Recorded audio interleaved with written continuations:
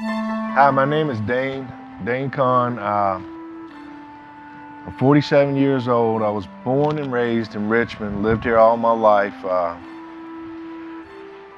got one brother, his name is Ryan. I call him Bubba. And my mom and dad, they were just partying teenagers that did the best job they could raising us up. I started smoking cigarettes when I was about 10. And at the age of 13, I got introduced to marijuana, and by the time I got to high school, I met my first girlfriend and fell in love with her. And after about a year, she left me, and it really broke my heart. Wasn't long after that, my parents got divorced, and it just seemed like my life spiraled out of control from that point. Just really started using every drug I could get my hand on, acid, meth, mushrooms, and just started being a party animal. And that's the way my life became. It became one big party. I got introduced to some really big drug dealers out in the West End, and they started fronting me pounds of marijuana, and I just started selling it. And spending my time at the bars and drinking and just selling drugs, that became my life, and that's what I love to do. I love to be the center of attention, being at the parties, having all of the drugs, and from then it grew into to my cocaine use, and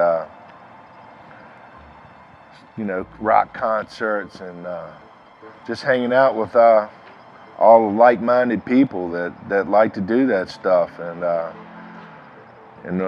in order to support my habit, I had to become, start selling it so I could do more and more. Every show we went to, we were selling it backstage, doing it backstage, and then coming out and playing. I can remember the last night of me getting high. I was over at a friend's house, and we'd smoked 2 grams of crack cocaine.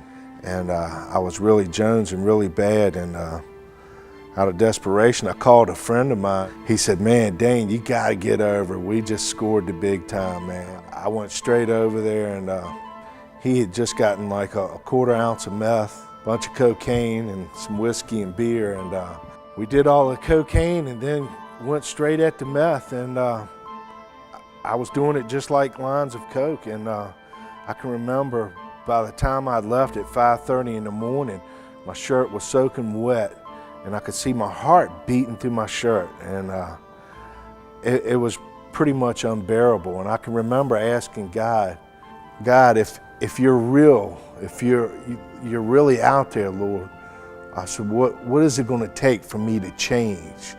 What is it going to take for me to stop living this way? But one day,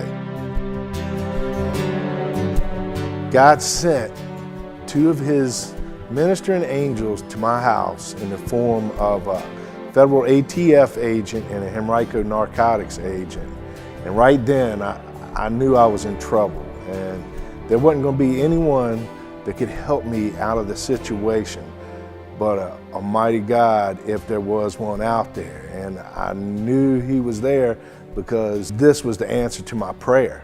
The first person I called after my lawyer was my cousin, who had tried to witness to me most of my life. He came right over, and we prayed in my bedroom, and I asked the Lord to come into my life, and he invited me to church, and my mother and I went to church that weekend, and within 1 week's time, my whole family got saved. I can remember going to the mall, and this guy there gave me a flyer, and this little flyer said 6 o'clock rock.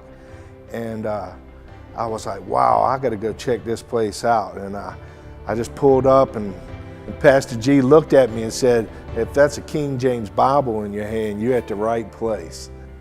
After being at the Rock for a while, I can remember asking God, I said, "Lord, if there's a girl out there that you would have for me, you're gonna have to send her to me." About a week later, I got a phone call, and it was from my girlfriend that I hadn't seen for 23 years, Karen.